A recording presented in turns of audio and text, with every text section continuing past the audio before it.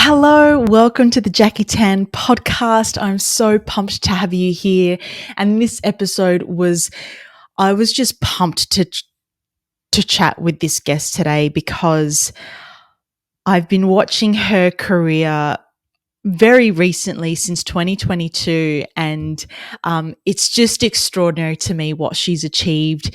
She is Brianna Walker, monobob World Cup gold medalist, and it was just such a fun conversation to learn about how Brianna got into bobsleigh in the first place, and the physical training behind it, the mental training behind it, having the people around you that can help and support you become your best.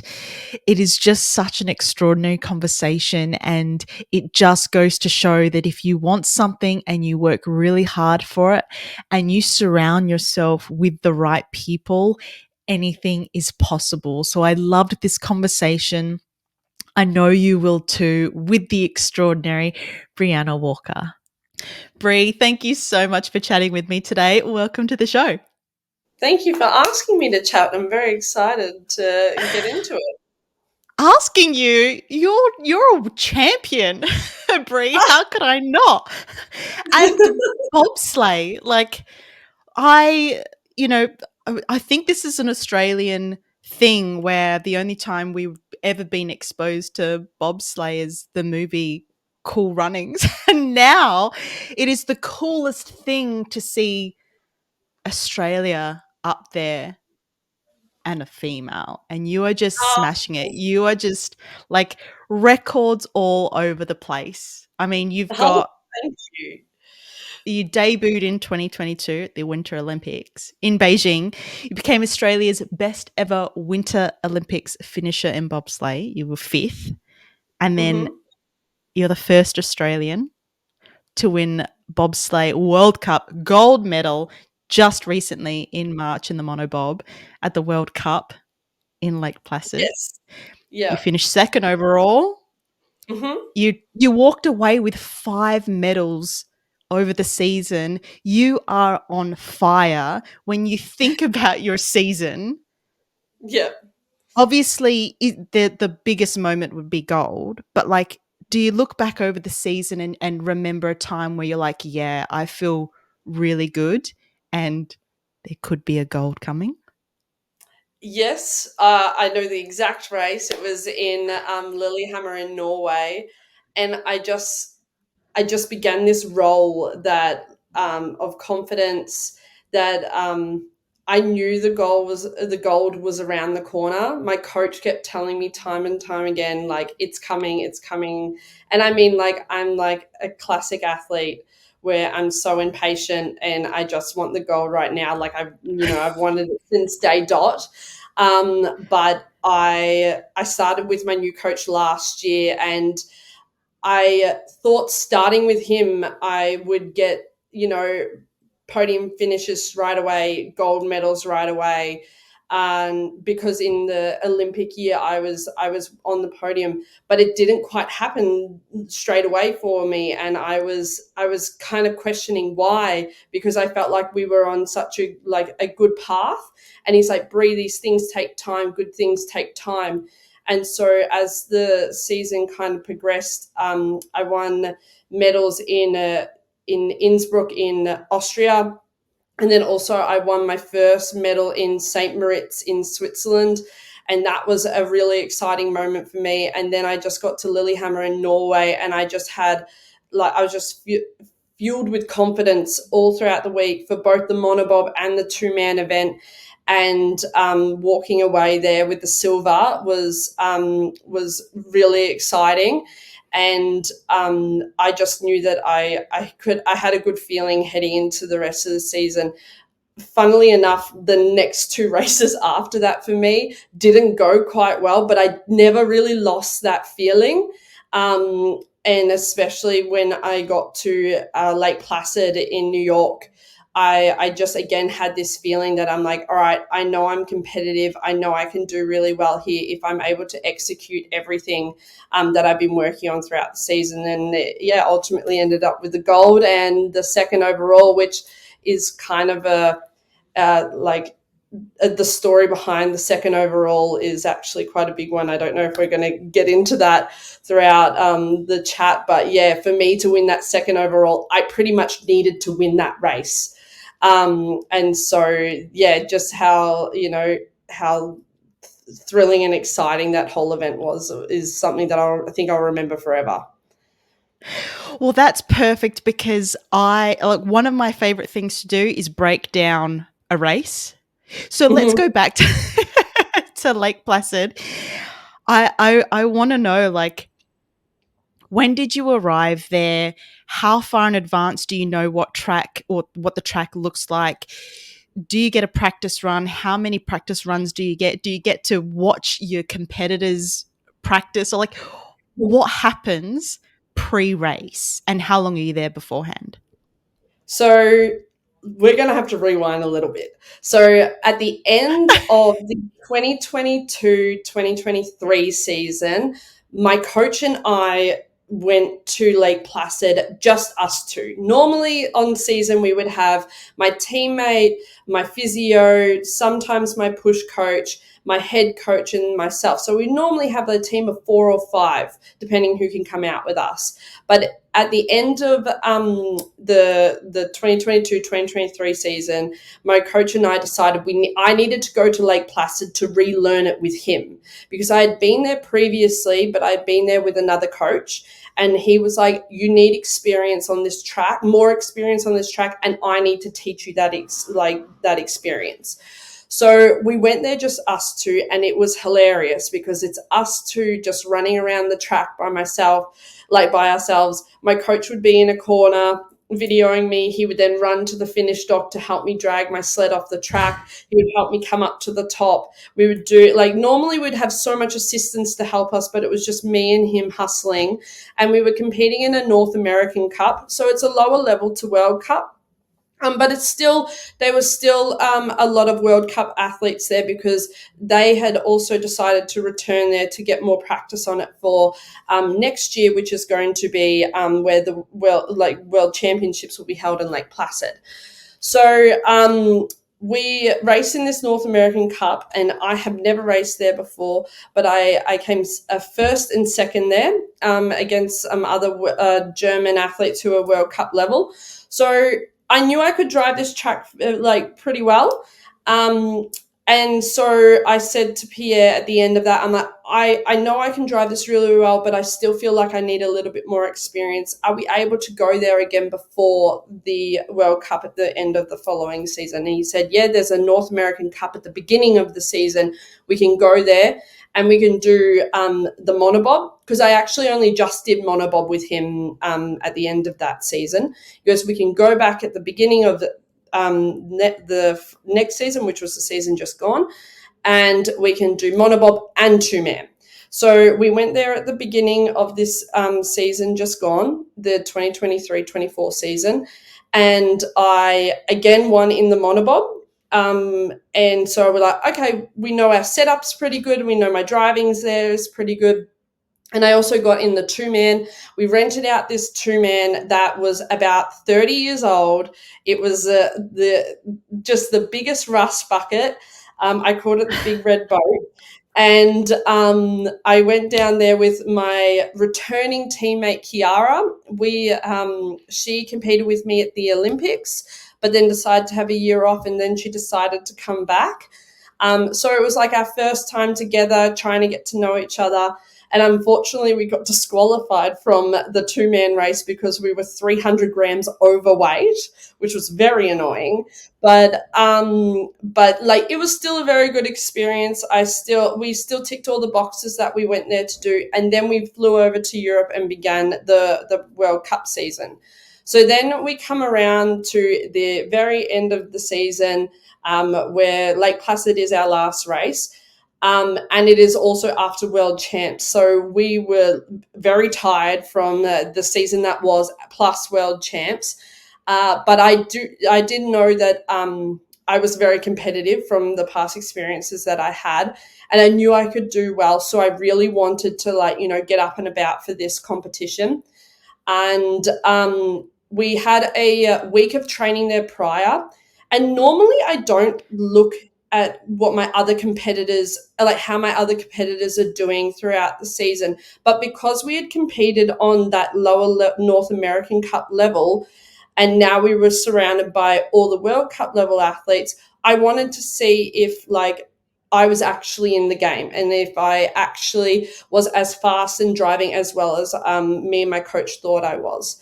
So I would look at the girls and see how they're driving. And I'm like, I am going pretty well here, especially in the monobob. So I just kind of went in there. I was like, look, it's the last race of the year. Just gather all the energy that you possibly can and just put it all into getting down the track as fast as I know I could. And so I went into the first heat and I came down the track and I set the track record.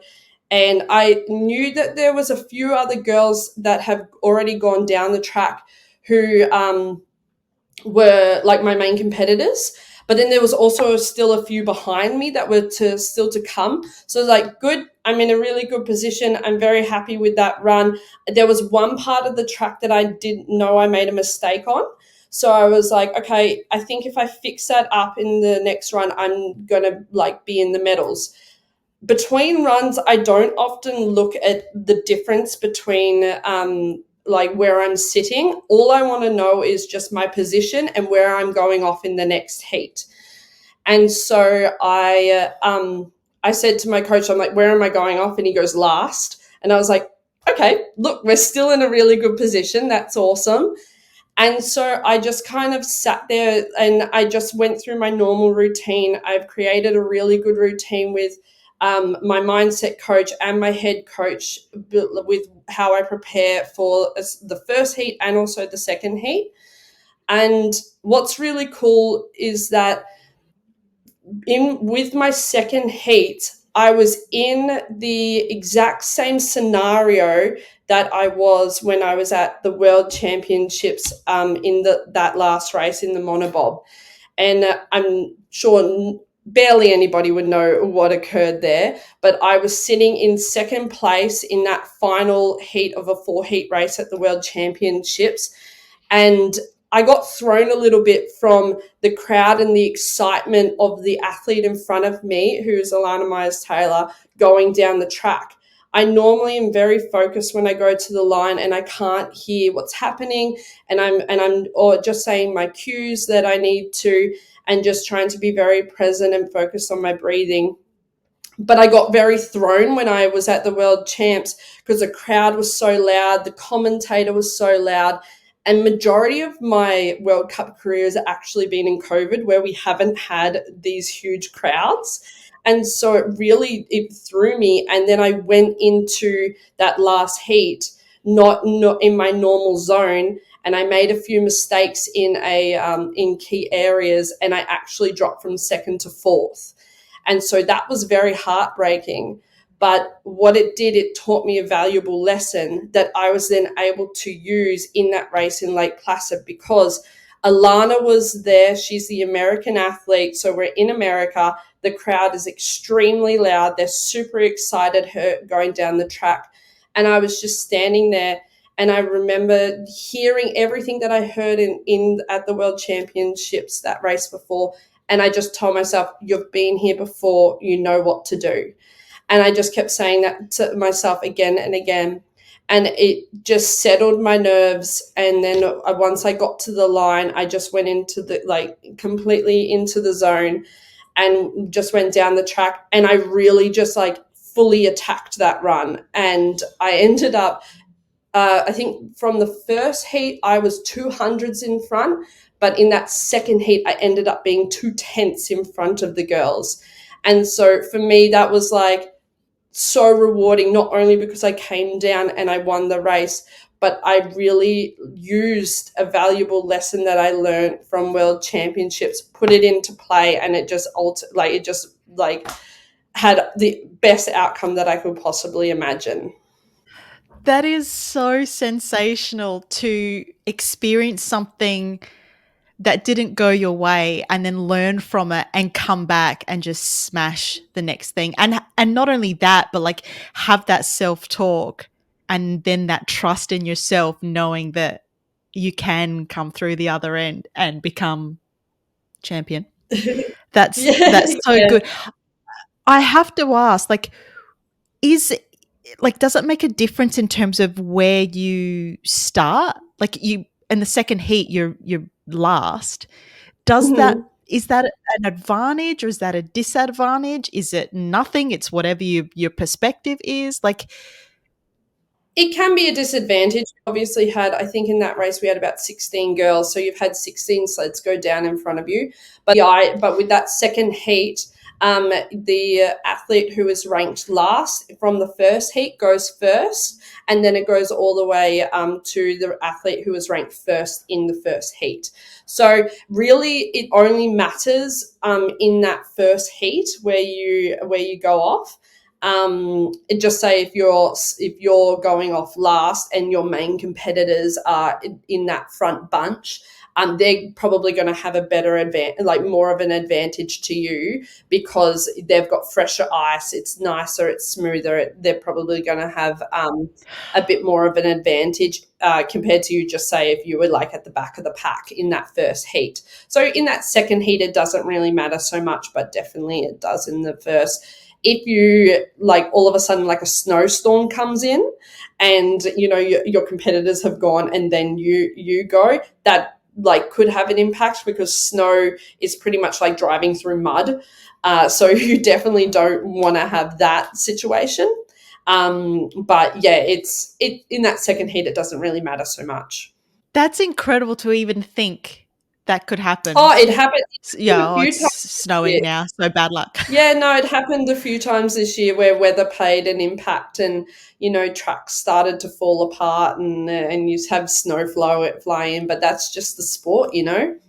Wow.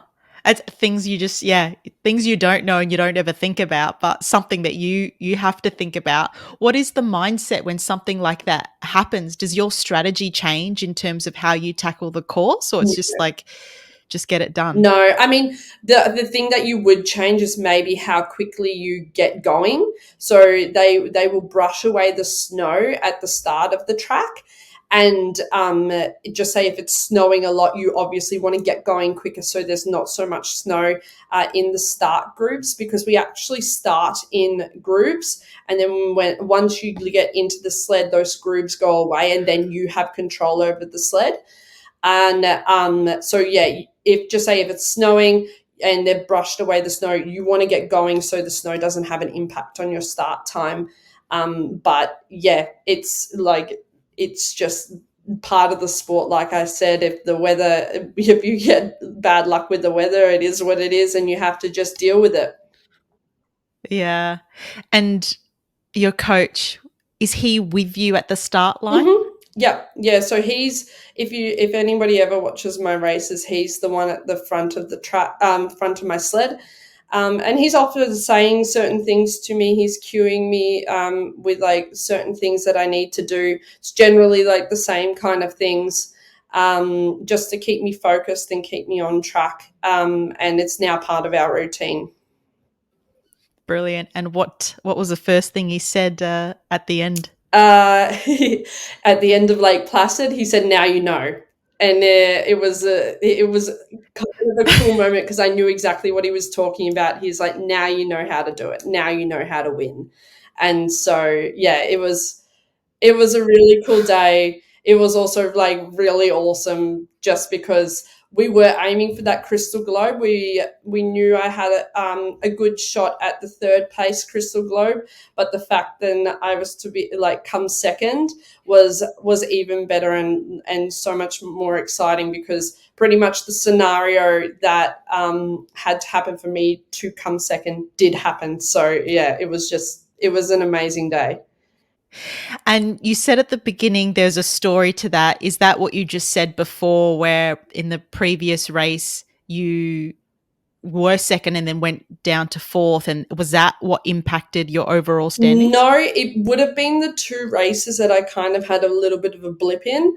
That those races made me drop out of the top three, and I was actually sitting in fourth before Lake Placid, and so I was sitting in fourth by a few points, and I knew that I had to come either second or first for me to be able to get the third place at the Crystal Globe, and the American would have to come behind me.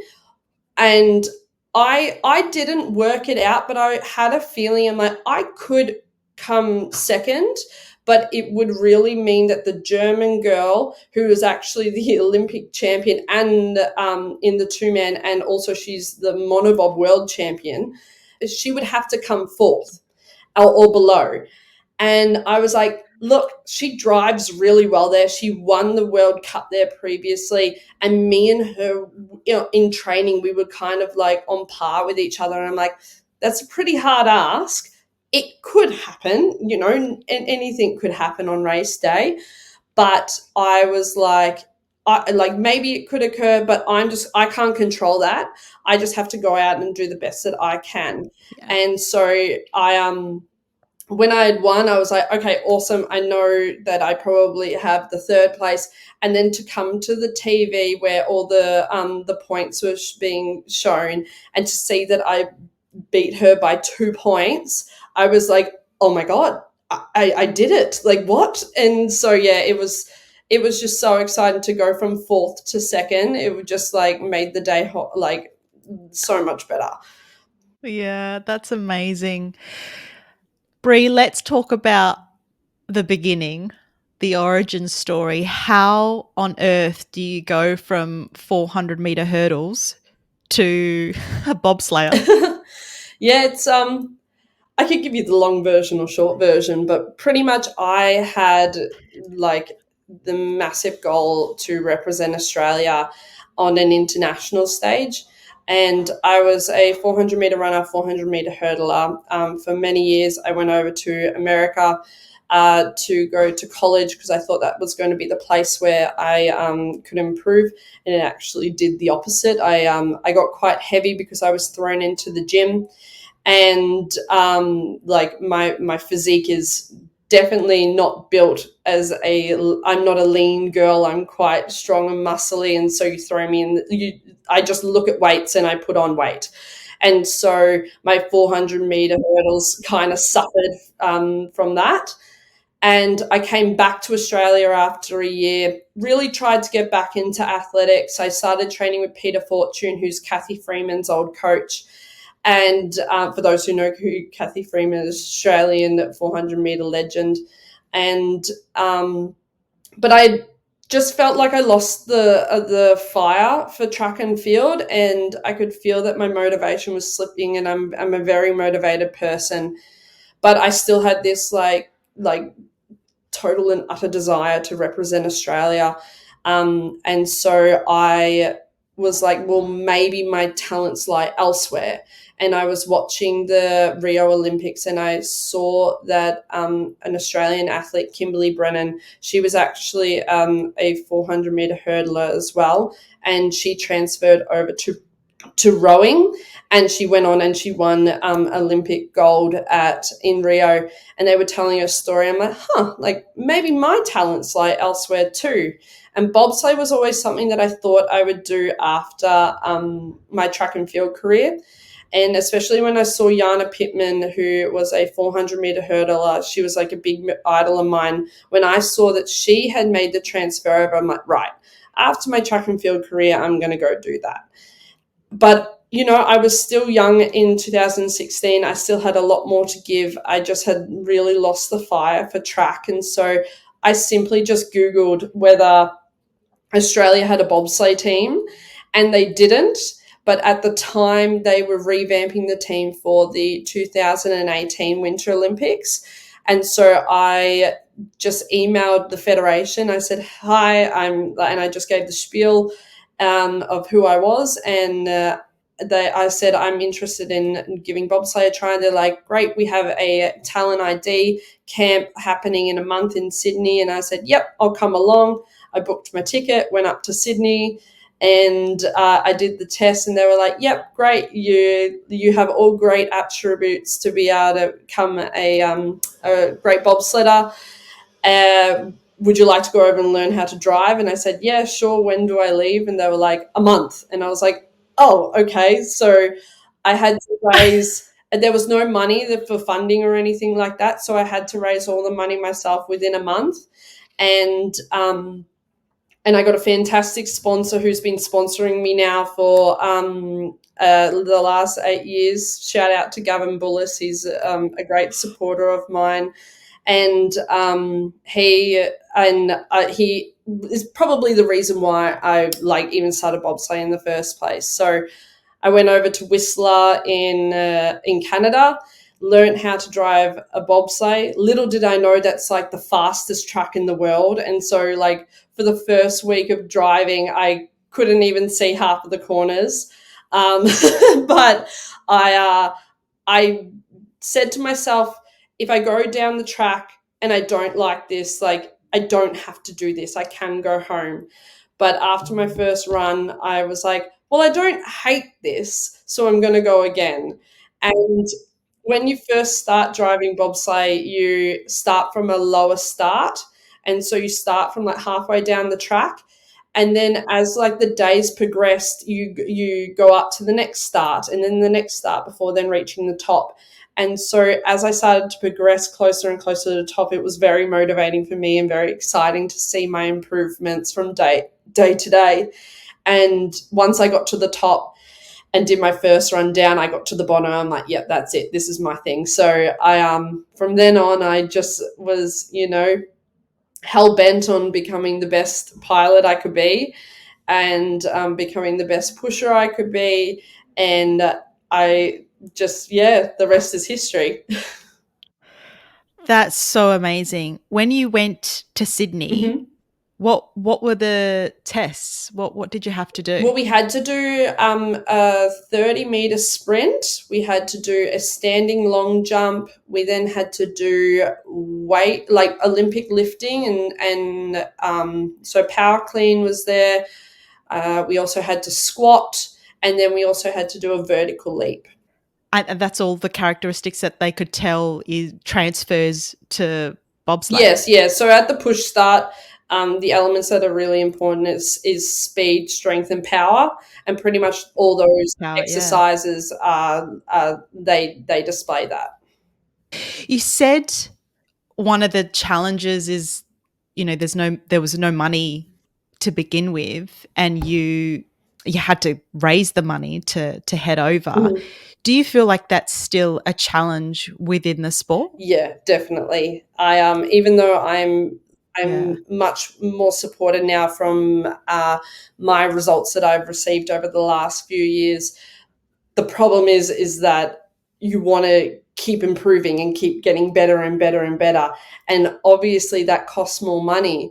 And so actually after every season I start beginning for the next one, and a part of that is putting together a season report where I like show all my results for the year. My coach gives a review, and then we give a estimated budget for the following season. And then you add things in that you want to improve, that you want to have to be able to improve, and it just means that it costs more and more money.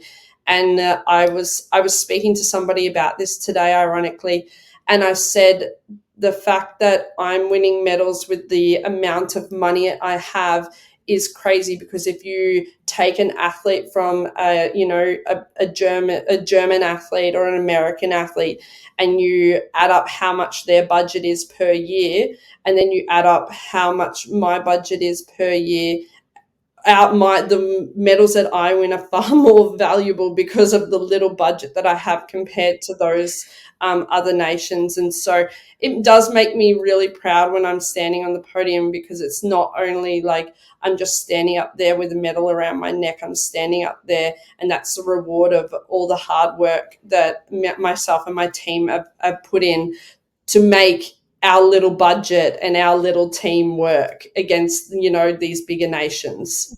Mm. Yeah, I listened to another interview that you did, and one of the things that you said, which I loved, was, you know, being in Australia or Australian and not having the resources as other countries do. you never want that to be an excuse No. for performing the best that you can, and you're the living example of you walk the talk, and I love that so much. Do you now go and approach as many organizations, brands, and be like, hey, have you seen what I'm doing? Yes. Yeah. Just be like, Prob- can you help me The out? problem is for me is that like I don't really like to like, I love my sport and I love just being an athlete and I love just, training really hard and racing and everything. But a part of being an athlete these days is putting yourself out there and putting yourself in front of, sponsors and companies to ask them to get behind you. And that can be quite confronting for me because I'm like, I just want to be an athlete and go and do my thing. But like, if I want to Yeah. be an athlete and go and do my thing, I obviously need funds to be able to do that.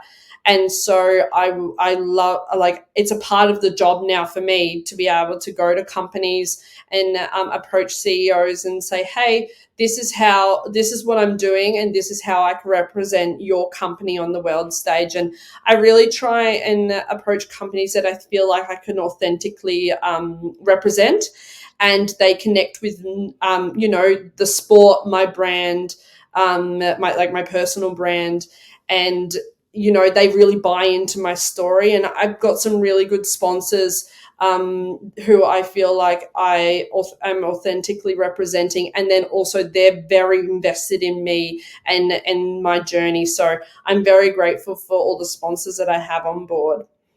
You are learning to become a really great pusher, a really good pilot. Mm-hmm. What does that mean? How do you learn to become the best pilot?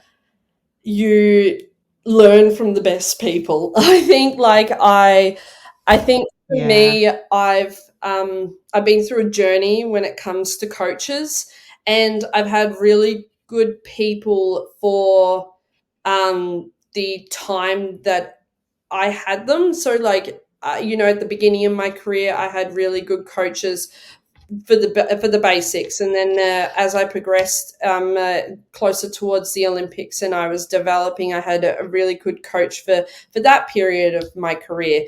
And after the Olympics, I just wanted the best of the best, and I decided to approach a man called Pierre Luders, who is a Canadian legend in bobsleigh. He has coached the last three home nations. So people were telling me that I was ridiculous for approaching him because, of course, he's probably going to go to the next home nation. But I was like, no, I want Pierre Luders as my coach for the next 4 years. And it was it was very funny. We laugh about it now, but I'm sure I was the biggest pest to him after the Olympics. So I finished I finished the Olympics and I contacted him straight away. And I said, I would like you to be my coach for the next 4 years. And he's like, Bree, I don't know if I want to continue doing the sport. I'm not really sure where my head's at. And I was like, that's fine. You just work it out and I'll and get back to me. A month later, I contacted him and I was like, do you know what you want to do yet? And he was like, no, I'm not really too sure. And I was like, okay, that's fine. Like, you just think about it and let me know. And then another month goes on. And I said, have you figured out what you want? He goes, well, I've actually been approached by the American team and they need a new head coach. And I just sat there and I was like, awesome. He's of course going to go to the American team. Like, it's a bigger team. There's probably a lot more money involved. And I was like, okay, like that. He goes, but I haven't decided what I want to do. I'm like, okay, that's fine. Let me know. Anyways, at that point, I did go back to my previous coach and I said, hey, like, where's your head at? What are you thinking you want to do? And he goes, I've actually been approached by the American team to like become the head coach. And I'm like, okay, so the Americans are probably going to pick one of those two, and I'll probably just be left with the leftovers. Anyways, that sounds really bad, but you know what I mean.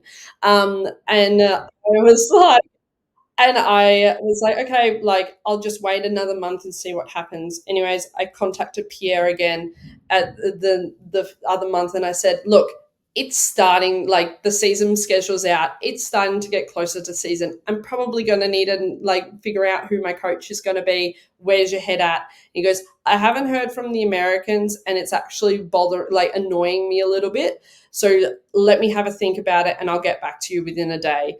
And then within the day, he contacted me. He's like, I'm not going to go with the Americans. They're taking like too long for me. And I also understand seasons coming closer. I'd love to work with you. Let's get going.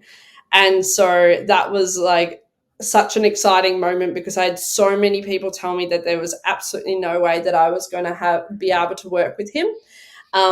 But I've just enjoyed every minute of it. I've learned so much from him, not only like my driving skills, but like mentally how to approach races. We're developing like our setup skills better for our sleds. And I just think you're going from strength to strength with every single race that we do together. And I think he's having a lot of fun along the way. And so that's like one way, like how I've become the pilot I am today, I guess. But I also think I'm a really hard worker, and I just want to be the best that I can possibly be.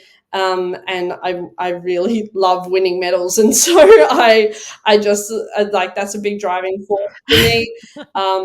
And so I just work as hard as I possibly can in every way to become the best I can be. When you first met with Pierre, what was that meeting like? What was the conversation? Did you like what was the first thing that he wanted you to work on? He, I picked him up from the airport, and I must say, I'm not sure if he knows, he probably does, but I was really nervous driving out my truck with him there because I didn't want to mess up. Like, I didn't want the first thing for like in our first meeting to be me messing You like climb the curb. yeah, like me messing up driving, Miss his which is toes. hilarious. Because I actually hadn't even seen his face before before I met him on Zoom. And so, because it was during COVID and everyone was wearing masks, and he's a very serious man that always wears his hood when he's around the track. And he was kind of like a phantom. Like, you were just like, is this man even real? Like, I've heard this name throughout my whole bobsleigh career. Like, Pierre Luder's this, Pierre Luder's that. And I'm like, I haven't even seen this guy's face. Is he even real?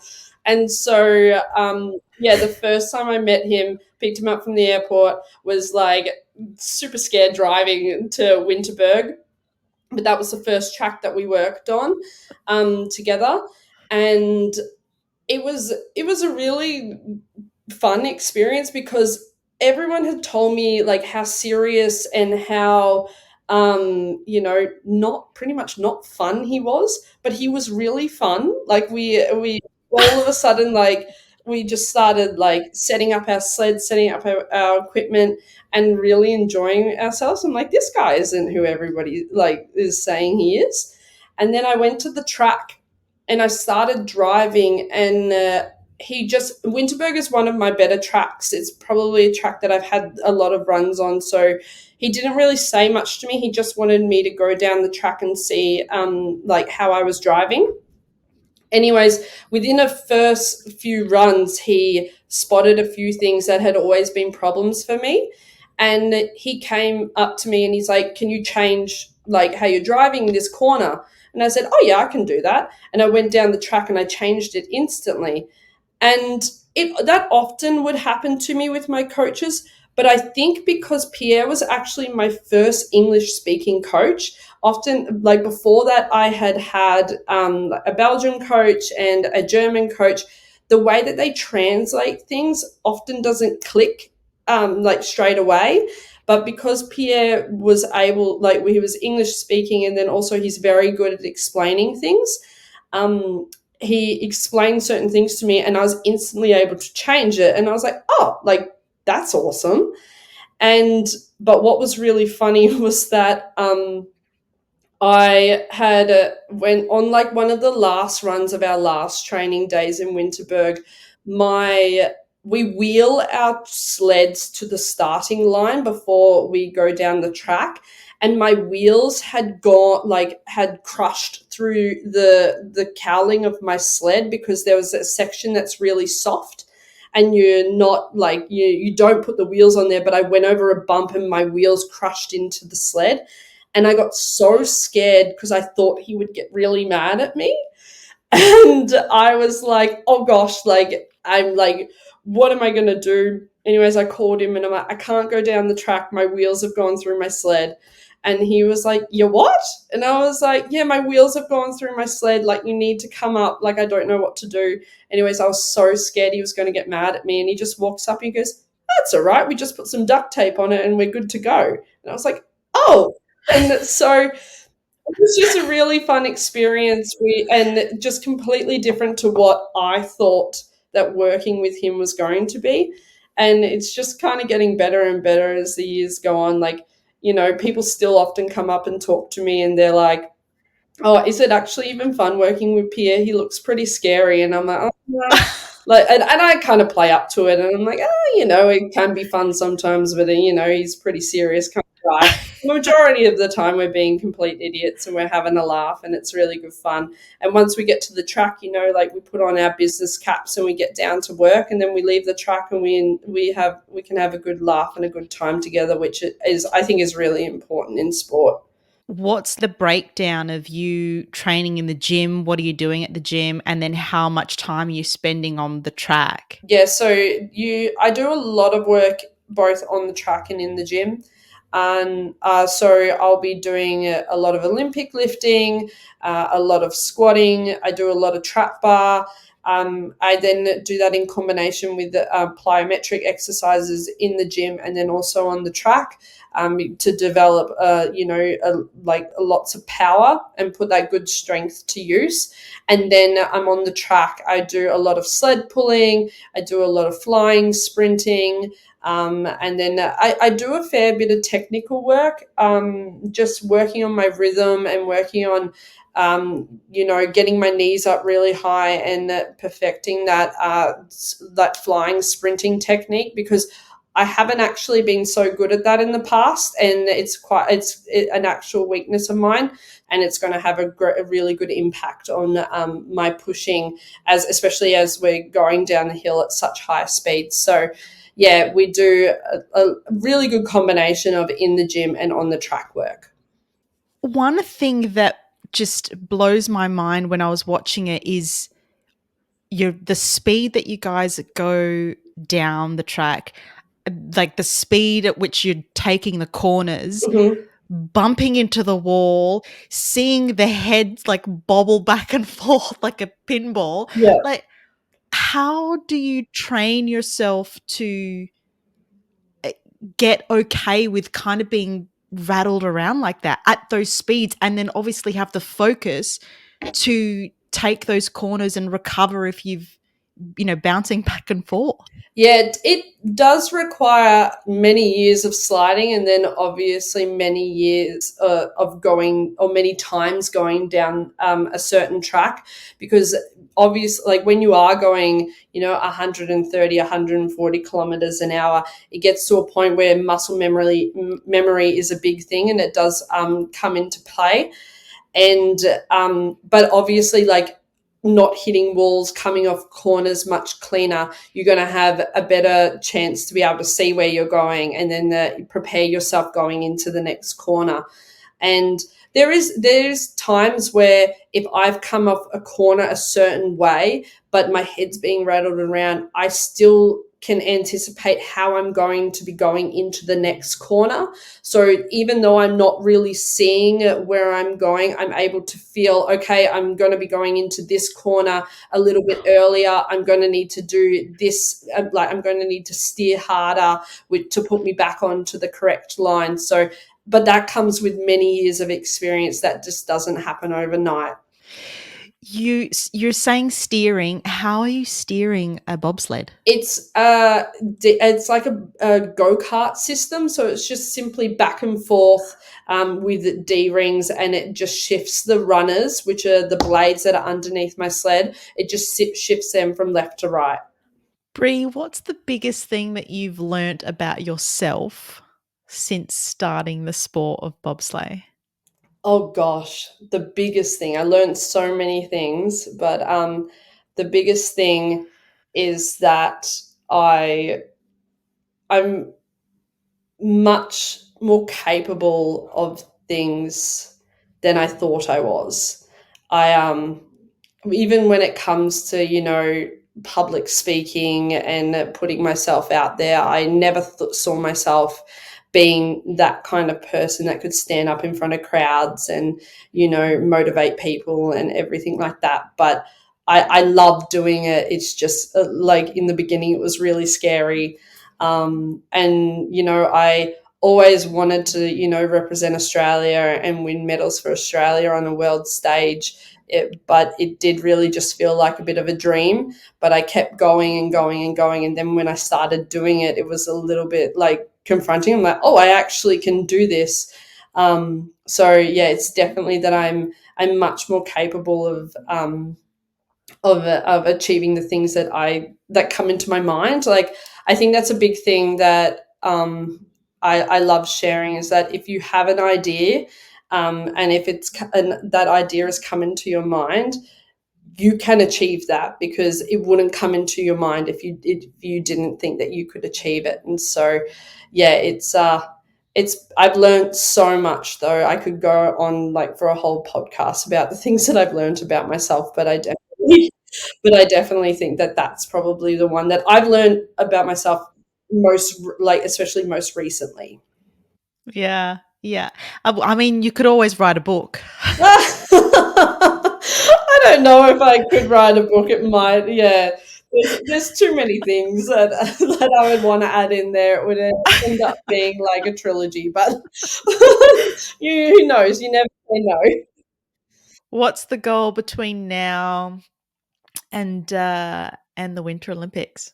Obviously, Winter Olympics is on the list, but what's between then and now? Obviously qualifying for the Olympics, and then I have goals that I want to achieve when I'm at the games. But I think now is continuing the trajectory that I've been on for the last few years. I want to, be winning medals in the monobob. I want to be winning medals also in the two-man event. I think that's very achievable with my teammate Kiara. I would want to win another crystal globe in the monobob. I would love to be able to do that in the combined ranking as well. I think again that's very achievable for next season. And I think my another huge goal that I'm yet to tick off is a world championship medal. So, 2/4 is enough now. I'm done with being the bridesmaid. I want to take home the goods. So, yeah, I've got lots of little goals, and I'm a very big goal setter. I'm very visual, so I love setting my goals each year, and then I love breaking those goals down and figuring out what I need in order to be able to achieve those goals. So I do all that at this time of year. So yeah, once I put together, our season plan, I then go off and start, writing my goals down, and then writing how I'm going to do that. So yeah, that's all in process right now. One last question for you, and then I'm going to throw it over to you to ask a question to this listener. So, my last question for you is, what advice do you have for those who think it's not possible to become a successful athlete, let alone a successful winter athlete? I don't think that's like anything is possible. Anything is possible. Like, I think if you don't feel as though you can achieve your goals on the path you are right now, after many years of trying and trying in the best possible way, like actually genuinely trying and doing all the correct things, if you don't think that you're going to be able to achieve your goals that way, on that path, don't don't just throw the goal out. Maybe pivot, maybe jump paths and see if you're able to achieve the goal a different way, because there's many paths to your goal. You just need to find the right one that's going to be able to help you get there. I bloody love it. Bree, and what question do you have for this listener today?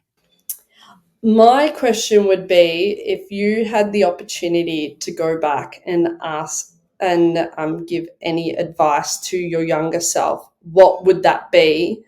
And then ask yourself, are you taking that advice today? Because there's so much advice I would give my younger self,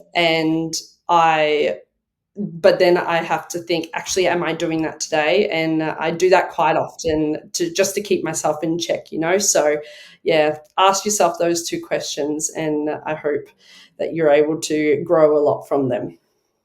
Oh, I love that so much. There's so many times that, we can be our best mentor and Yeah. yet we're so often like giving advice to others, and yet we don't take our own advice. So that's a beautiful question to be asking ourselves. I love it so much. Bree, you are sensational. I cannot wait to see how your journey unfolds. Thank you so much for taking the time to chat with me today. Oh, thank you. It's been so enjoyable. I've actually really enjoyed reflecting on the season that was, and then how I've got to where I am today. So thank you for that opportunity, Jackie. It's been awesome. How good is she? If you have not seen any of the footage from the World Cup, I'm going to link them in the show notes. It is phenomenal. It's such an incredible and exciting sport to watch. So I will have them in the show notes, all linked up for you so you can check her out. If you enjoyed this episode, please share it with your friends. If you are someone who can support Bree, then make sure you do reach out to her. I'll have all her contact details in the show notes as well, because she's extraordinary. She's doing incredible things, and she's only going to get better from here. So let's support Bree as much as we can. Thank you so much for tuning in. I appreciate you. Make sure you are subscribed to the podcast on your favorite podcast platform, or if you're listening here on YouTube, hello, thank you for being here. I appreciate you. Make sure you subscribe. That's me clicking on the subscribe button. Please do. Stay awesome, and I'll catch you in the next one.